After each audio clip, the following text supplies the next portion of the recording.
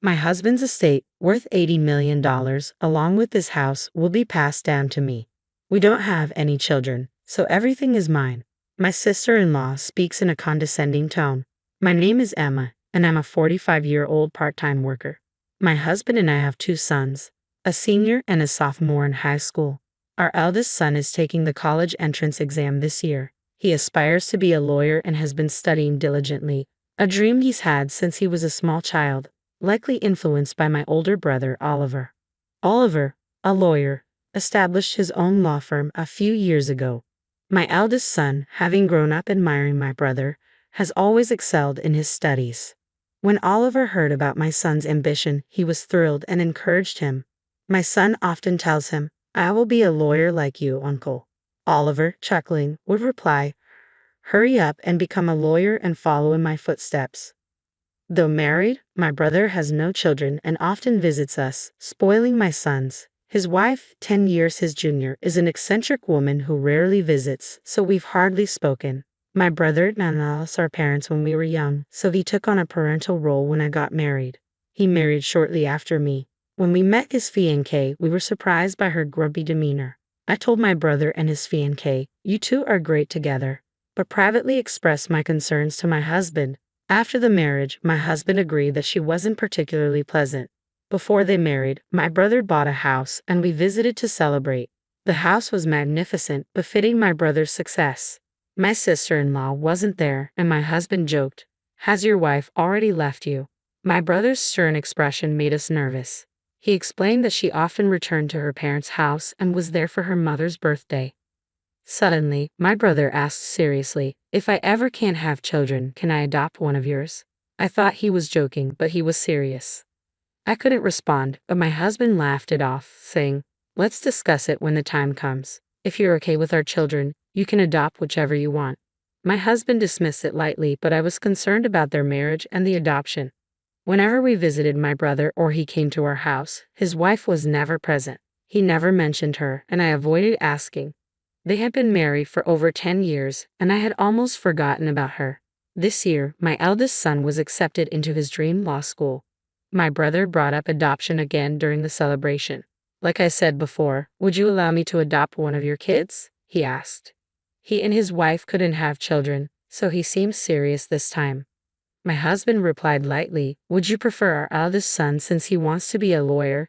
He said it simply, but I was cautious. It was a major life decision for our sons, even if they would be with their uncle. I worried about my sister-in-law mistreating my son, who wouldn't be her biological child. I asked my brother, "Is your wife in favor of adopting?" He replied with a sour smile, "Don't worry about her. We've already discussed it." I was relieved they had talked about it, but I couldn't decide right away. I wanted to discuss it with my two sons first. They were in high school, so I felt they should make their own decisions. We didn't talk further that day, but a few days later I got a call from my brother's law office.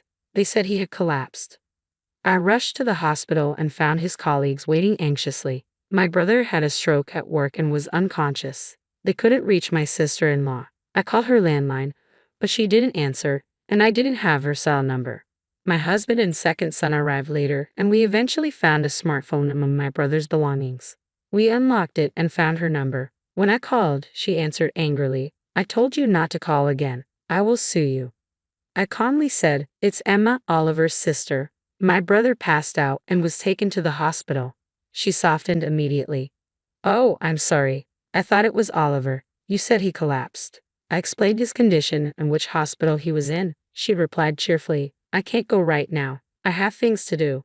But let me know if anything changes," and hung up. I wondered what could be more important than her sick husband. Knowing my sister-in-law wouldn't help, we decided to take care of my brother ourselves. Since my eldest son had finished his university entrance exams, he visited my brother every day. My brother never regained consciousness and remained critical, but my sister-in-law never called or visited. About a week later, I called her again. She answered quickly and gleefully, "What's the matter? Did he die?" I wanted to yell at her but kept my composure. "He's still alive." "Why don't you visit the hospital?" she retorted. "I'm not a doctor or a spiritual healer. There's nothing I can do for his recovery." Her demeanor infuriated me, so I hung up. I began to suspect that my brother's wish to adopt one of my sons stemmed from giving up on having children with his wife. When my brother got married, I asked how they met, and he said through a marriage agency. I wondered if she married him for his status as a lawyer and a good life. This thought enraged me more, but my husband said something crueler. If Oliver dies, his wife will inherit everything since they have no children. Maybe he wanted to adopt because he was thinking about his inheritance. I wish I had decided sooner, but it was too late. After my brother's visit, I casually mentioned adoption to my sons. My second son said he would be happy to be adopted. Unlike my eldest, he had no clear goals and thought life with Oliver would be easy. I expected my eldest, who admired his uncle, to want to be adopted too, but he surprised me. I don't want to be adopted because I want to take care of you, Mom and Dad. I was overjoyed but knew my eldest, aspiring to be a lawyer, was the right choice for adoption. I couldn't complete the adoption process on behalf of my unconscious brother. I didn't want his inheritance but didn't want his wife to get anything either. My brother never recovered and passed away a few days later. I had to contact my sister-in-law. My brother recently passed away. Can we arrange the funeral? She responded cheerfully. Everything is up to you. Please don't appoint me as a pallbearer. I don't want to deal with any formalities, and hung up quickly. My husband and I planned the funeral, helped by my brother's law firm staff. Though my brother was the firm's representative lawyer, he had delegated management to a trusted colleague, so the firm would continue operating smoothly. Many people attended the funeral, and there were so many wreaths they couldn't all fit in the hall. I realized how wonderful my brother was once again. My sons helped with the funeral, but my second son, seeing the prominent attendees, was frustrated. I knew I should have been adopted. I had no idea how amazing he was. My husband and I understood his sorrow. I served as a pallbearer, but no one asked about my sister-in-law. My sister-in-law wasn't there, and no one mentioned her absence. I wondered if we were the only ones who knew my brother had married. My brother and his wife didn't have a wedding, only a honeymoon, so even our relatives might have missed it. Seeing what was happening now, I almost wished they had never married. Who needs a wife who doesn't attend her husband's funeral? I regretted not allowing my brother to adopt my second son sooner, fearing she would take all his estate. With the help of the law firm staff, my brother's funeral was completed. I invited everyone to my brother's house for a meal to thank them.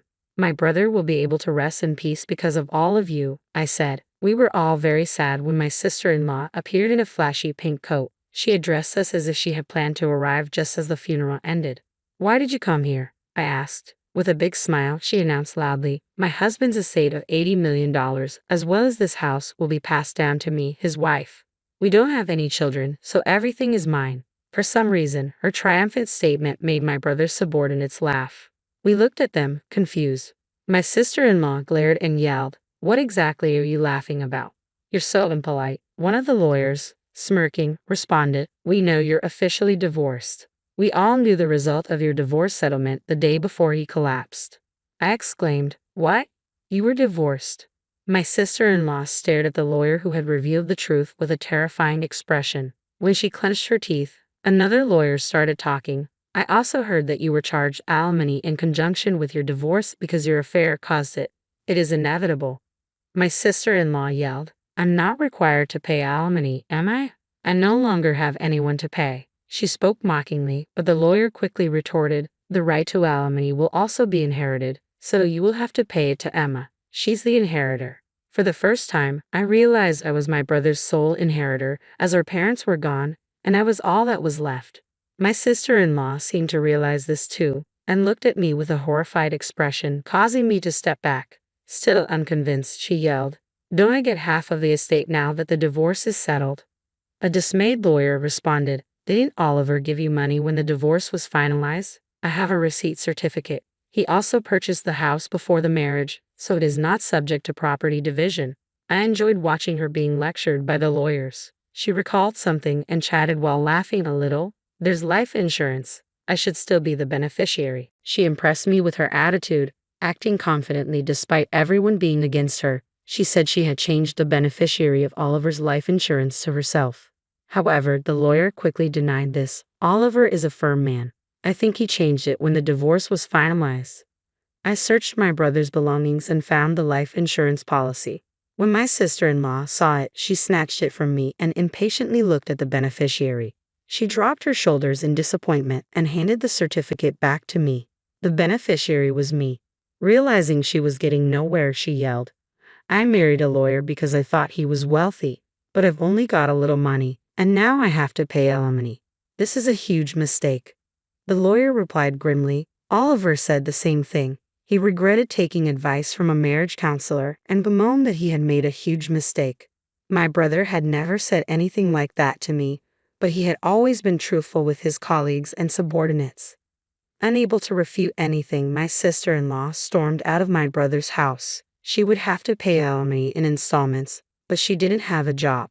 She began looking for one quickly but quit immediately.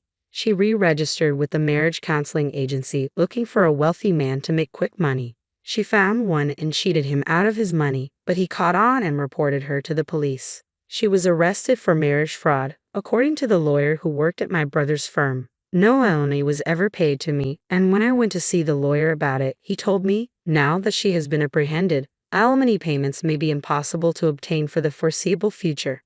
Alimony wasn't something I was interested in. I was more interested in seeing her suffer a terrible fate, and I believed my brother would agree. I hoped the police would investigate her thoroughly and charge her as a felon. My family moved into the house my brother left behind after unexpectedly inheriting his property. My husband and sons were ecstatic to live in a big house after previously living in an apartment. My eldest son was studying law harder than ever before. Observing my brother's colleagues and subordinates argue with his sister-in-law made him yearn to be a lawyer. Though he was never adopted, I hoped he would carry on my brother's legacy and become a great lawyer like him. My second son, however, was upset and disappointed that I inherited my brother's entire estate. He half-jokingly said, "I wish I was adopted by uncle so I could have inherited everything."